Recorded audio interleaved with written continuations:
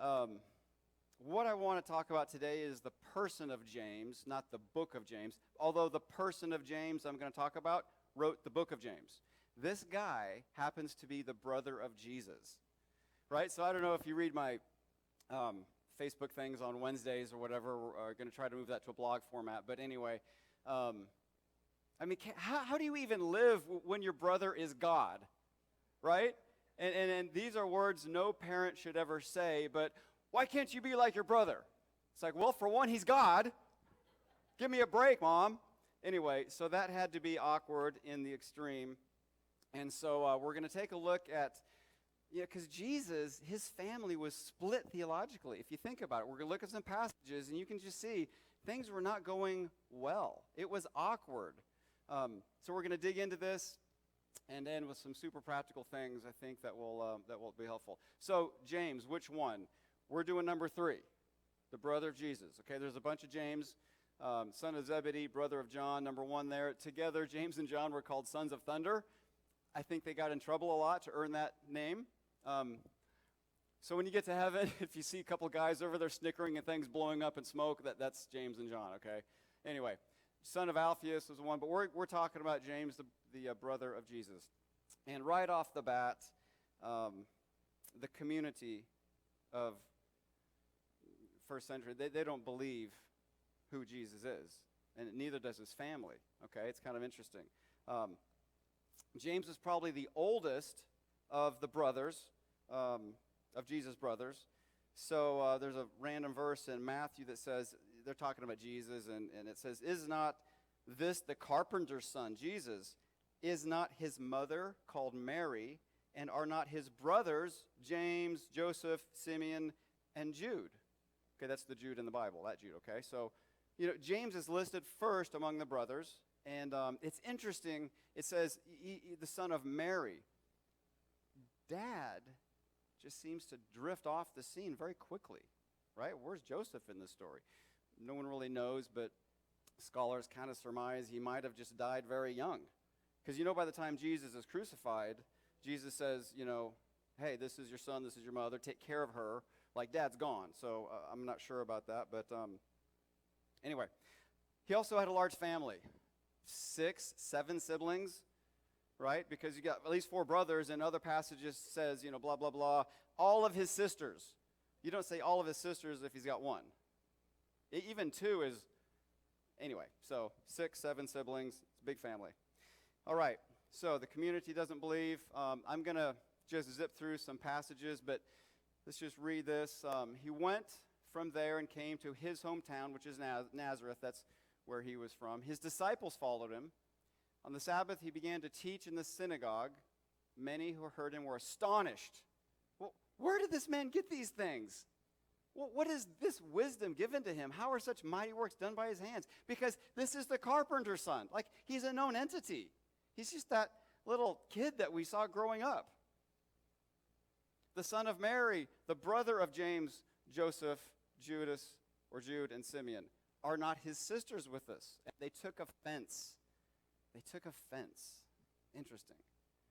And Jesus said, a prophet is not without honor except in his hometown, among his relatives and his own household. Remember that whole structure of the rabbis and the teaching authority, the teaching class of that culture, very powerful, very respected. And so Jesus is like, everywhere else the rabbi would have respect except not here. So you can start to see some family tension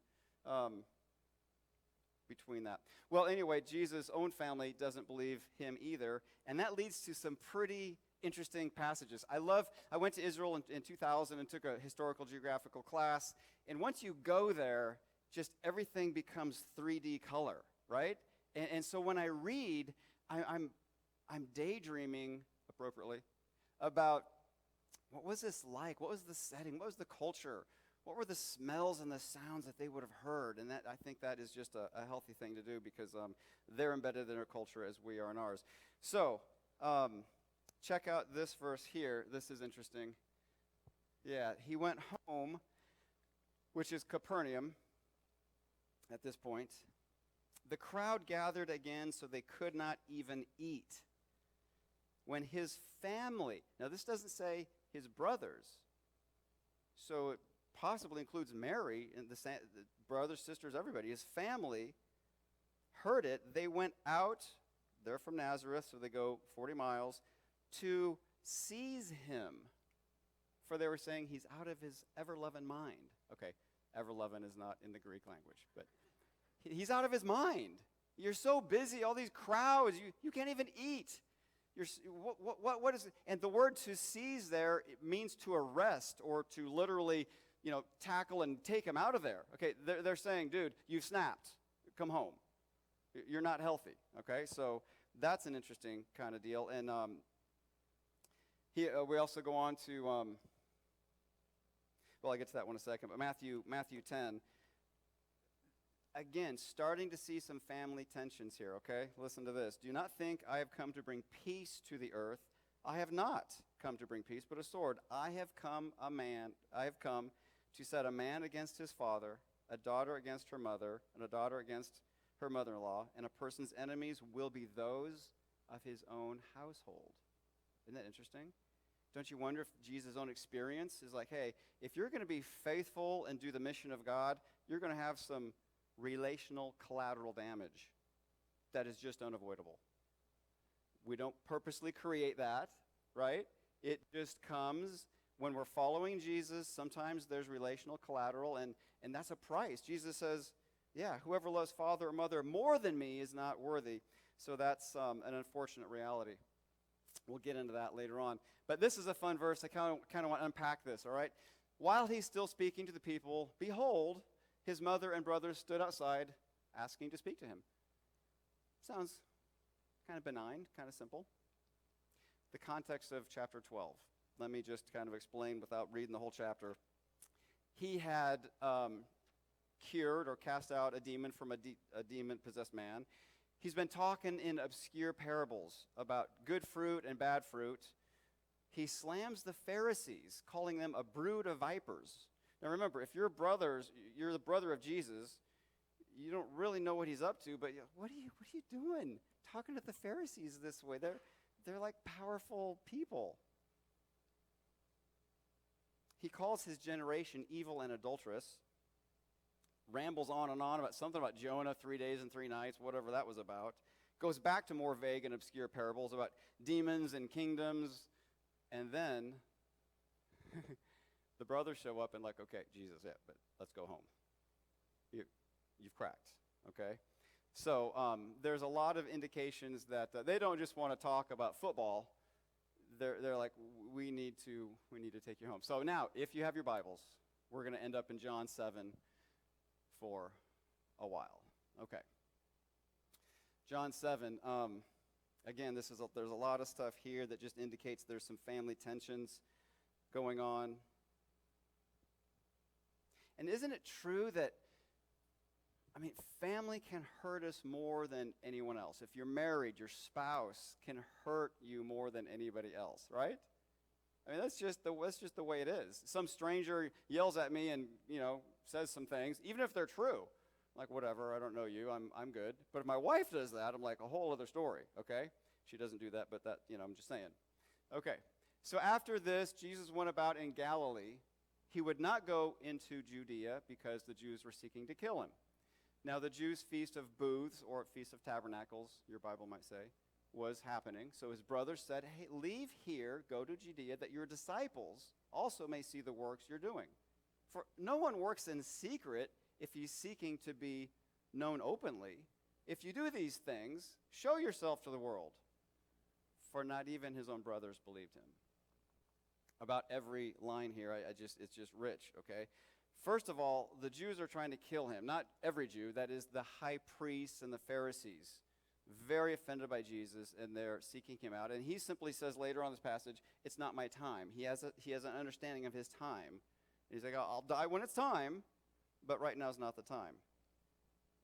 And the Feast of Booths, that was one of the 3 annual feasts that all the male Jews were required to go to Jerusalem. What this means is there's going to be thousands upon thousands of people in Jerusalem, Judea, at this time. And so his brothers say, this is a good time for you to go. You're doing these tricks anyway. You seem to like all these crowds.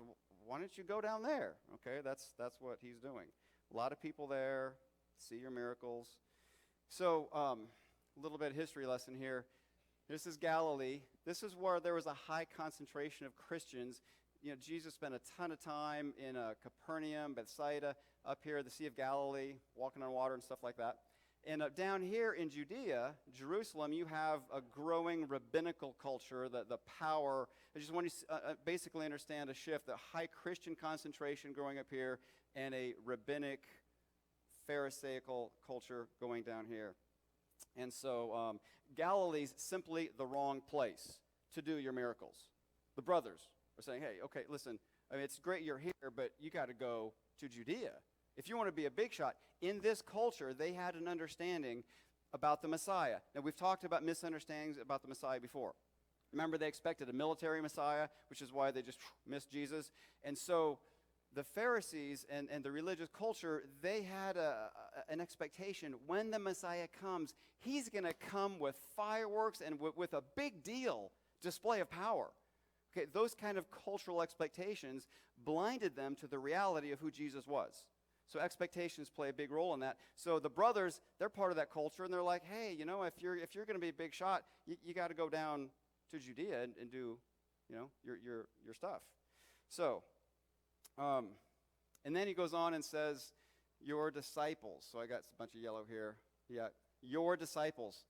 Okay, the brothers are talking, and they don't even include themselves in his followers. Your followers. Your disciples. Ooh, that hurts, right?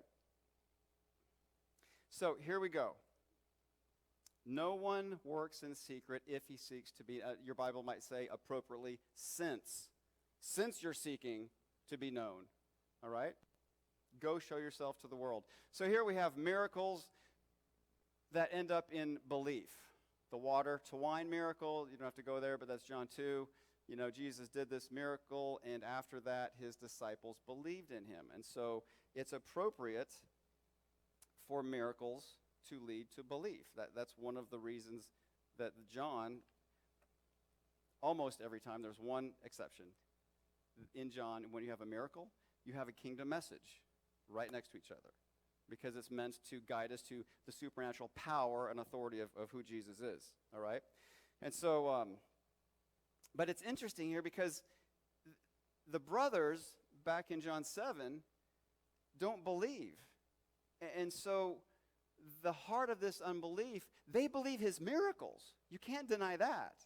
But they don't believe he is who he says he is. And this drives a wedge between our understanding of belief. It's not enough to believe that God created the world, he's powerful, and whatever, some vague thing like that, and not believe Jesus is who he says he is. That's the key where they fell off the truck, all right? They believed in miracles, but they didn't believe about Jesus, about who he said he was. They wanted him to be popular. Wouldn't it be great if our brother was a big shot, and he could get powerful, and he could go down to Judea and get a big house with a portico and stuff, maybe a servant or two? That'd be great. Hey, Jesus, go down there. So they're not on board. That kind of self-focus comes from unbelief. What the text says, okay? And the text goes on there, if you want to be known openly, do that. Now, in the text, Jesus is very, very smart. It sounds dumb to say that, obviously, but watch what he does in verse 10. I'm back in John 7, verse 10. His brothers had gone up to the feast. He went with them, not publicly, but in secret. He doesn't take his brother's advice to be known openly and publicly. He goes in secret. And goes on, verse 14. When it was now the midst of the feast, Jesus went up into the temple, and he does not do miracles, he just teaches. It says, and Jesus began to teach. No public display, no miracles. He's going secretly, and he's just teaching. He knows his time. His own brothers didn't believe that, and so, how do you grow up with Jesus, the incarnate God? You're skipping rocks together when you're 8. You're going on fishing trips when you're, it's just, familiarity does not guarantee a good relationship with Jesus. In fact, we say in our culture, familiarity breeds contempt. Just too used to it. So they just couldn't see, right? Now, there's a good ending to the story because James and Jude, after the resurrection, they get it. And they write books, and we've got James in our Bible and Jude in our Bible. But it took the resurrection to go, wow, okay, now it makes sense. But before the resurrection, Jesus, really, you're going a little too far. These crowds and whatever, I don't know, the miracles, go be popular somewhere else. They just didn't get it. Fascinating, okay? So, and then we have, so as miracles usually lead to belief, I'll never forget Matthew 7:21 and 22. Not everyone who says to me, Lord, Lord, will come into the kingdom of heaven. On that day, many, a lot of people are going to say, Lord, Lord, did we not prophesy in your name and cast out demons and do many miracles? And I will say to them, I never knew you. Depart from me. Now, that verse just gives me the creeps because in our culture, if somebody is prophesying, performing miracles, casting out demons, we're like bugs to the light. Ooh, spiritual power, ooh, right? It's just our culture. And this tells me that you can look super spiritually significant and not even know Jesus. So I'm backing up going, wow, what kind of life am I living? How's my heart? Am I connected to Jesus in the right way? Or do I just gravitate to the power, the lights, the shine? See that? Like Jesus' brothers? They wanted the power, the prestige. It's so easy to get caught up in that. And so let's first kind of a warning there, all right? As parents, we can do kind of the same thing. I'm gonna shift here. This might be clunky. But sometimes we want our family, whether it's parents, aunts, uncles, kids, to follow Jesus because of what it gives us. It's kind of a self-focus. Maybe it's a shame thing, right? And we're caught up in pushing them to, you got to believe like I believe, because really I feel awkward because you don't believe in Jesus. Kind of a self-focused effort there, just like the brothers of Jesus. We want you to be popular, and I want you to believe for my sake. Okay, got to kind of look in the mirror on that one. And we're all there at some point, right, in the ebb and flow of life. So Jesus is at odds with his family. So he experiences a split family, theologically, all right? Can you relate to that? I know when my wife and I, we get married, you start going to her house for holidays and stuff, and after just a couple of years, like we're brand new married, a couple of years, all of a sudden some new people start showing up to some family things. I'm like, well, who are these people? Oh, that's that side of the family. We usually don't talk to them. They just, like, well, what happened? Well, there's some ancient thing, right? And it seems like most every family has, like I talk about crazy Uncle Harry. Well, he did this, so we don't talk to him. You know what I mean? And we just experience splits in the family over who knows what. Theology can be one of them. That's kind of what I'm talking today. How can we live with family members who believe differently or just don't believe? Where do we go with that?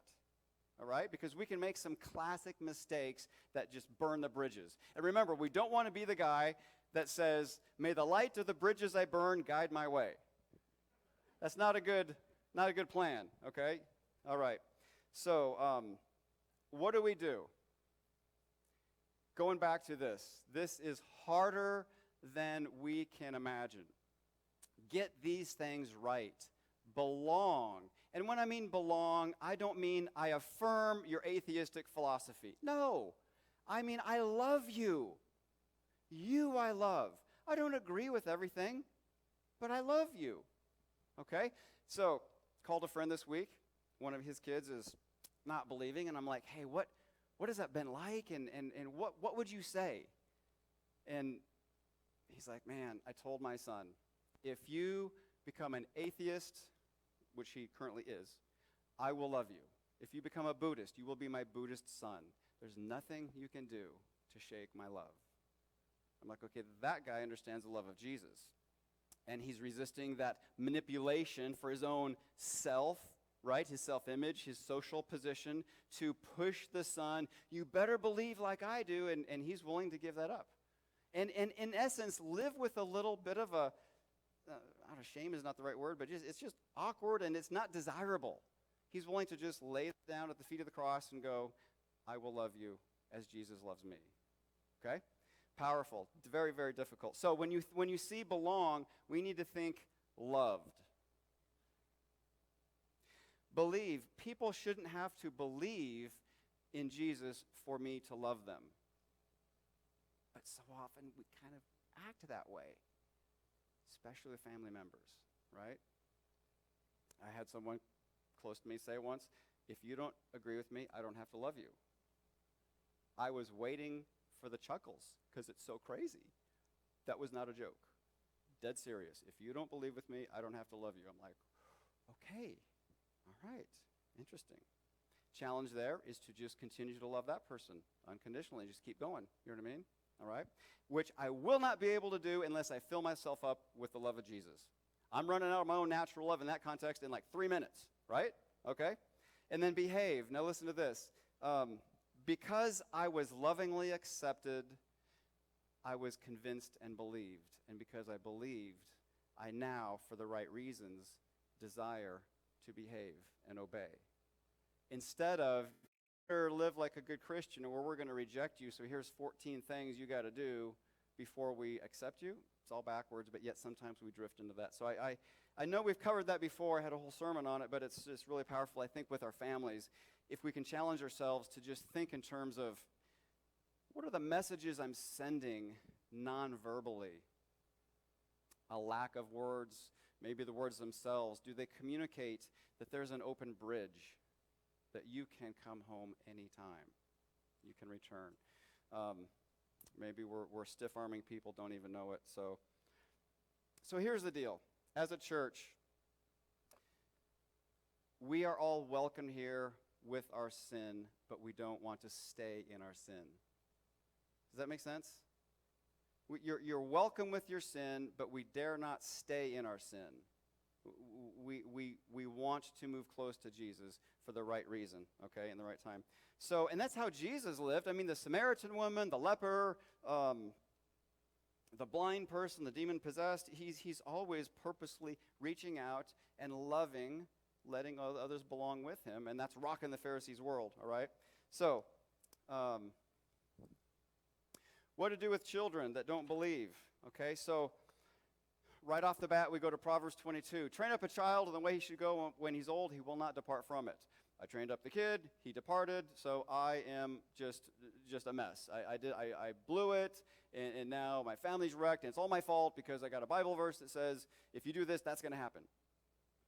First off, Proverbs, by their very nature, are general truths. That's just what a proverb is. It usually happens. Sometimes it doesn't. One of my favorite proverbs is bad, says the buyer, yet he goes away rejoicing. You ever been to a garage sale? It's like, we used to go to bicycle swaps in Colorado, and there's this one guy, a professional. The racers would race on their stuff for a season, sell it for pennies to the dollar, and so I'm getting this titanium bottom bracket from a pro racer, and he wanted, I don't know how much, but I'm like, well, look at this thing. It's shredded. You've been racing on this a whole year. I'll give you $15 for it. Okay. It's like an $85 titanium part, and so I go, look what I got for $15. See, bad. It's just, it's worthless. I'll give you, wow, what a score. So anyway, that's just simply saying, generally speaking, that's how garage sales and thrift stores work, right? Okay, so Proverbs are a general statement. All right. Let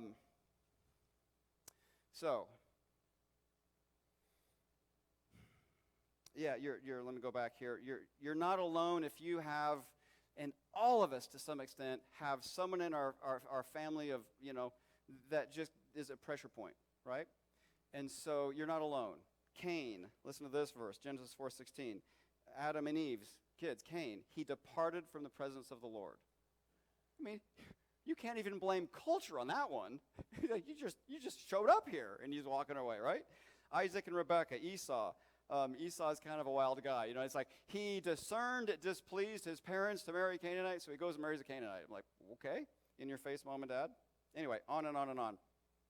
So back to this. Why do kids, there's a guy did a bunch of research on why kids leave the faith, and I think it's healthy to look at this, and we can check ourselves and go, okay, I need to focus on that one and maybe come backwards and let the love of Jesus enter in here and help me, or just bone up on some stuff. So, number one, they leave because they have troubling, unanswered questions about the faith. Kids can sniff out hypocrisy, shallow answers, and fear instantly. Whether it's creation, evolution, science, this, that, where did the races come from? What do you do with the red shift and solar planets and the Big Bang and, all this stuff? We don't all have to have PhDs in this stuff, and it's okay to say, I don't know, but there are so many good resources that we can reach out and get and start thinking with our questioning relatives.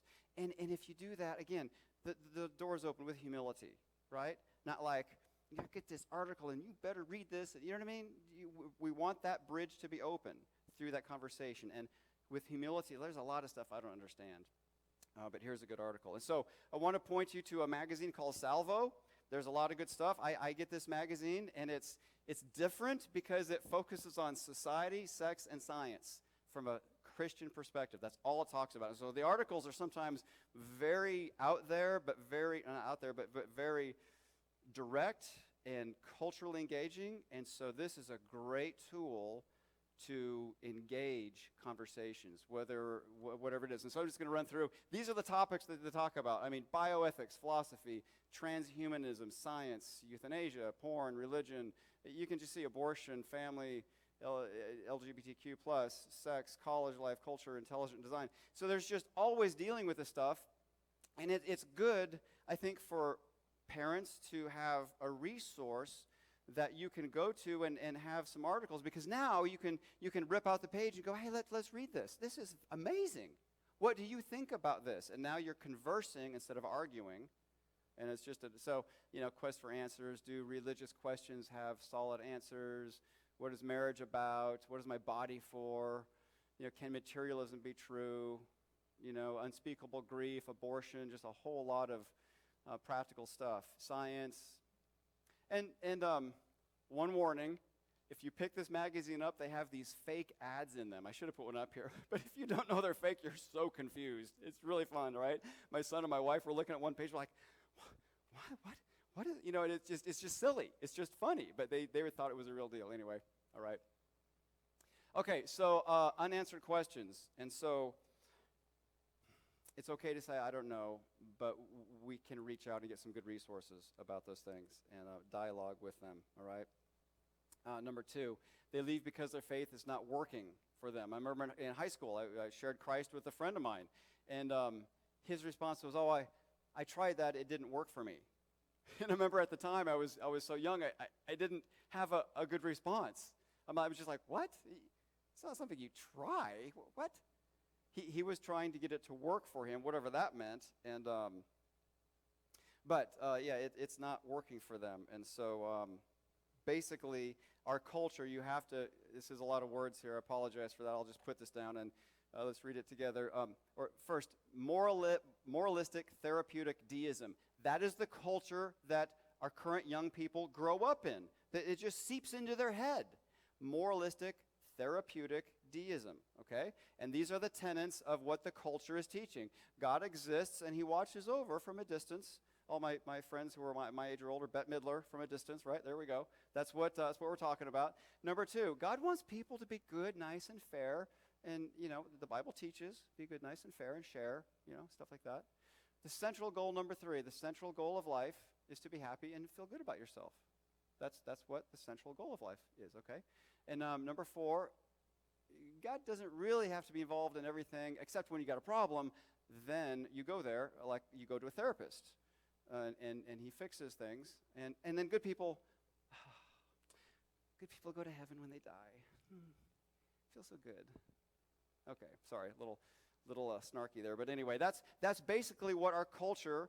If you just kind of zip through the culture without thinking, this is where you're largely going to end up, all right? And it's super unfortunate because, number four especially, think about the implications of this, okay? God does not need to be involved in one's life except when God is needed to resolve a problem. So what happens when a young person grows up? They see they maybe live in a family and faith is artificial or hypocritical, even with good effort. They're going to kind of go, and they have some problems, and then the problems are resolved. They leave the house, go to college, and understand, well, materialism runs everything, and they leave the faith. They only need God for a problem. They don't understand that their sin drives them from the presence of a holy, good God. Now, as soon as you start talking about sin, it's a big problem. Yeah, Jesus is the only answer for that problem. But if you never bring sin into the equation, I don't need Jesus. I'm just going to be happy. You see what I'm saying? And so it sounds kind of old school, but it's a good question. How are you going to deal with your sin? Hey, 13-year-old, how are you going to deal with your sin? What's your game plan for that? It's a big deal, all right? Okay. So that's, we don't want to lead people into that. We sort of inoculate them to the gospel. So that by the time they get to college, they've heard the shallow explanations. Nobody has good answers. I only need God when I have a problem. I'm now inoculated to the gospel. I go to college and I'm done. But again, walking with Jesus, experiencing forgiveness for my sin, experiencing reunited with God the Father, enjoying a life with Him, a life with God. Okay? So, it's I would recommend here being authentic and open and transparent. When kids, going through various stages, I remember I was disciplining one of my kids when he was like 4 or something, and I remember I was exasperated as a parent. I'm like, I told him, I said, look, I don't know what to do as a dad. What would you do if you were the dad? His eyes really got big, you know what I mean? It's like, it's hard. It's hard to be a dad. So just being open and honest. It's like, hey, we lost a lot of money here. We thought this was a good idea, to hauling the iceberg down to Bolivia, but, it just didn't work out for the farmers in the desert and stuff. Anyway, so sharing with them, or it's just like I'm trying to learn this. This marriage stuff is really hard, and communication, you don't want to get too transparent because then they'll freak out. But anyway, just to be open and talk about the problems. Talk about, this is not easy, and we thought this would work, and we're trusting God to answer this prayer, because if He doesn't come through, we're in a lot of hurt, and that's okay. Depending on the age of the kids, guard that so you don't cause them great insecurity. But I think that's a win. All right, moving back to our thing. Number 3, they've allowed other things to take priority. And that's classically the Matthew 13:22, the sowing the seeds. You guys know that on the state capitol in Lincoln, that figure on the state capitol, it's the Heisman Trophy. Did you know that? A lot of people think it's a sower, but if you look closely, I'm sorry, anyway. I think it'd be so fun to get a helicopter and sneak up there and switch it one night, right? Wouldn't that be great? A great prank? Anyway, maybe next time we win the Heisman, okay, now you know. All right. Matthew 13, sorry. I didn't get much sleep. It's been a rough week, so not a lot of sleep, too much coffee. So, as for what was sown among the thorns, this is the one who hears the word, but the cares of the world and the deceitfulness of riches choke out the word, and it proves unfruitful.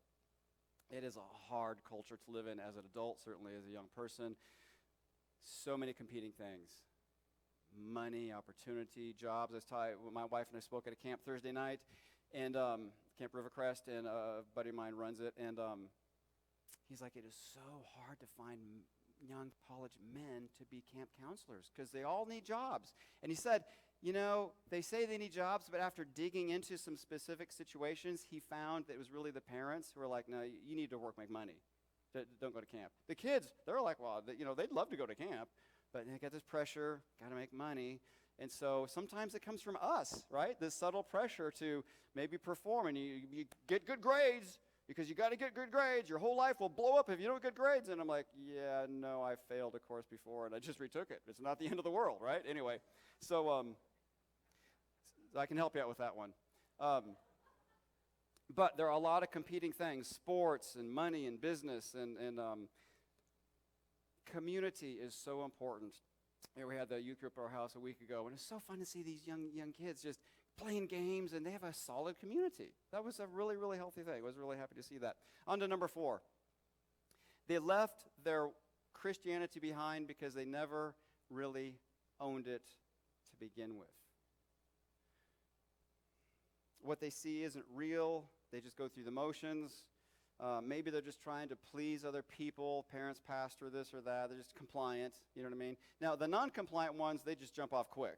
They're gone. But the compliant ones sort of just, well, I don't want to create any conflicts. Well, I'll just go and do this and do this. And, maybe you've been there in the past until, Jesus became real, whatever. But this, number 4, this is the with problem. Remember this? Again, you're going to hear me repeat a lot of things. I guess it's my teaching history. I always like to repeat things because I think we remember them better if we see them multiple times, okay? So we had a whole sermon on this a while ago. Postures that are partially true, but when we exclude walking with Jesus, they become a problem. If I'm living life over God, all I'm looking for is principles to master and manipulate my world, and I leave Jesus behind, I'm living over God. I read his word, but I read his word to get principles. And, from God, blessings and gifts. I come to church and I do Jesus stuff because I want to get something from God, a blessing. I want a better marriage. I want whatever it is, okay? So these are reasons that some people, and they orb around walking with God, but they miss that under God of fear. Avoiding judgment. You better, because if you don't, God's going to smack you. Ooh, okay, some people are really, you better do that because, and then for God, serve and accomplish. And if you're not on mission, if you're not going to some deal all the time, then you really need to be, everyone needs to be, serving, doing. And all of those components are beautiful when they come from a grateful heart from walking with Jesus. We want to be doing those things, but for living a big thank you. Thank you for forgiving me. I'd love to serve on a team, or I'd love to study your word and find some truth there. But don't neglect walking with God. And so for the people, number 4, that they just never owned it. Sometimes that's the issue is there as well. Okay, so I'm a lot of stuff here, but let's finish out with what not to do. Kids, family, aunts, uncles, cousins, whatever. It's not helpful to try to make the decision for them. You will be a Christian. Good luck with that, right? Not going to work. Don't push the faith issue. Every time you come together, you know what I mean? You're just driving them away. Don't play God. I would avoid the whole guilt trip thing as well. Don't beat yourself up because of Proverbs 22. I didn't train them in the right way, and so now their life is a wreck. People make choices, right? I remember when we were in pre-marriage counseling, I remember a couple things about that. It's kind of unique. But anyway, I probably shouldn't go there. Anyway, one of the questions was the counselor said, like, if you have a kid and your kid does X, Y, and Z, who's responsible? And I'm like, well, I am. I'm responsible for everything. And then she's like, okay, calm down. No, your kid makes choices, and he or she are responsible. I'm like, oh, wow. Really? Okay, is that how that works? And it's hard, but that's why you have counseling. Anyway, don't spend a lot of time beating yourself up. Good godly homes, good parenting, sometimes people just turn left. And here's the encouraging thing about this, all right? We never know. Okay, back up. Everybody is in the middle of growing spiritually. Everybody's somewhere on the continuum. So if you have a kid who's today loving Jesus, worshiping Jesus, that's great. Be encouraged, but also realize tomorrow they may not. If you have a kid who has walked away from Jesus today, it's painful, but there's hope because tomorrow they may. We're all in the middle, right? And so it's so important to realize that we are, and we want it done now, today. Answer this prayer now, today, and God's timeline is always so much slower. So what we can do, be transparent like never before. Open yourself up. A one-way transparency. Not like I want you to do this and you better do that, but here's some mistakes I've made. Son, daughter, this is what we didn't do right. I wish we had pre-marriage counseling. I wish we would have got help financially earlier on. And that just like, okay, they're living real life. Okay, with some wisdom based on everything else. Share a book that's helped you. Again, one way. I'm not asking you to read it. I'm just like maybe adopting the platform of being an aunt or an uncle. Taking yourself out of the parent, because the parent is like, I'm in charge, you're going to do this, and you know what I mean? You're step over aunt and uncle. Like, I read this really good book, really challenged me here. You're just sharing. You see what I'm saying?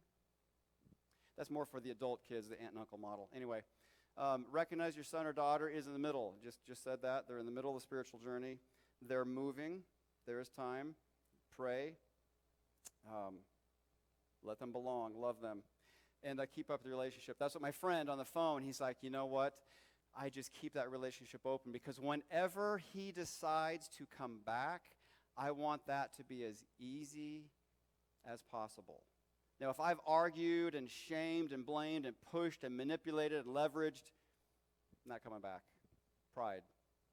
I have to admit, you were right all along, and now I'm going to grovel back, and you're going to beat me up because of how stupid I was.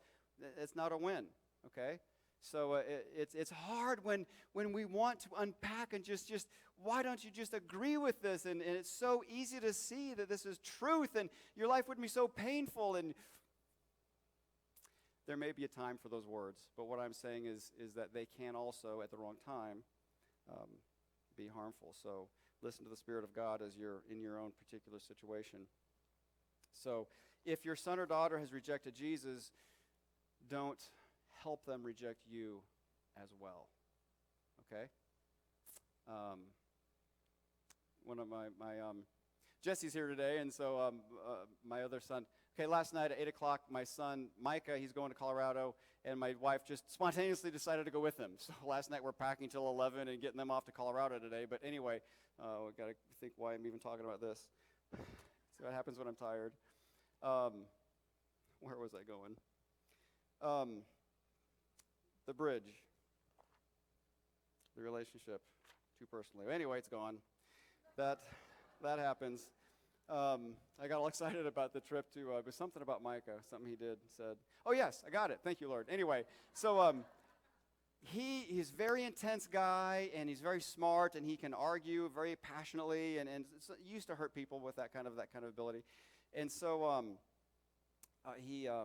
I helped him understand. I'm like, okay, Micah, when you attach the issue to me and you disagree with the issue, now you've rejected me. I feel hurt, and so I helped him understand. You and I disagree about this over here. Maybe this is evolution. Maybe this is whatever it is, theism, okay?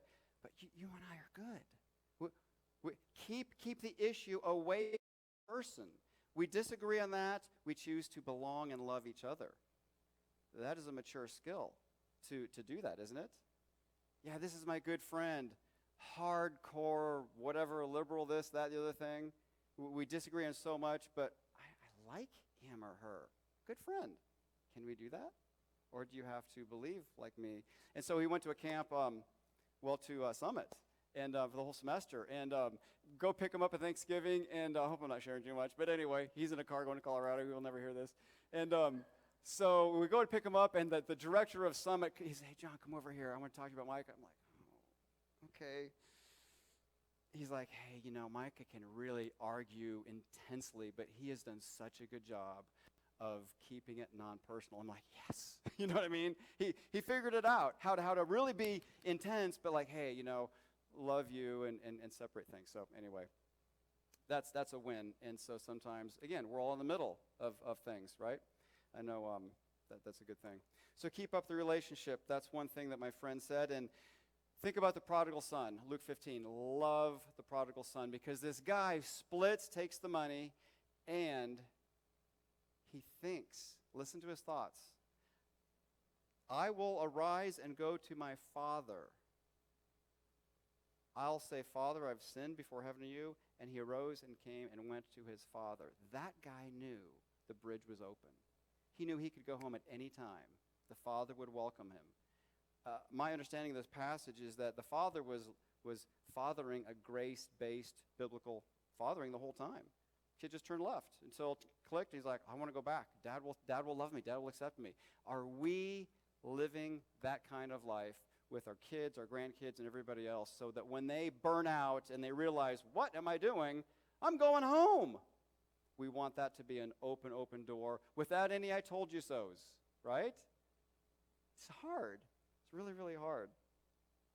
Okay, so our kids need to know they can return home. Or maybe it's some other, parents or aunts and uncles, you know what I mean? If we can live that kind of life, that would be a huge win. So all of this coming from just some thoughts about Jesus and James and thinking he's crazy and hey, Jesus, let's go home. This crowds, the miracles, what are you doing? It's enough, okay? Stop, come with us. Let's go back home, get you indoors, get you hydrated, all right? Because you're off the rails here. But Jesus is faithfully going down his ministry. They don't understand it, and there's a theological split. I wish we had more verses about how Jesus reacted to his brothers just on a day-to-day basis. He's kind. He's considerate. He's patient, even though they're not on board. And that's just a huge win. Well, like I said, James, after the resurrection, clicked. He got it. And so all of a sudden, he's leading the church at Jerusalem. After Paul spends 3 years in Arabia, he goes to James. Isn't that interesting? Peter escapes from prison, sends word to James. Acts 15, the big decision, the Gentiles. Do Gentiles have to do the whole sacrifice thing? James makes the decision. I mean, he emerges as a big deal. Didn't start that way. He's in the middle, right? Before the resurrection, who's looking at this guy going, he's going to be a leader of the church? No, please, no. But he was in the middle, and some things happened, and he matured, and he grew closer to Jesus. He submitted to the lordship of his brother. I love saying that, right? It's just weird. Anyway, okay. And he wrote the epistle of James, and he was actually stoned to death for believing that his brother was God. Understandable. But anyway, Lord Jesus, so many broken relationships. It's a tough world to live in. We love you for loving us unconditionally. We're quick to claim that, but somehow we're slow to give that. And it's often confusing. Well, why would I give up control? And how can I make the other person do this or that? And just we can't. And so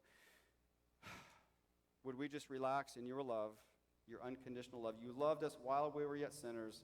And would you give us joy, security in you as we treat those we love most dearly the way you treat us? Amen.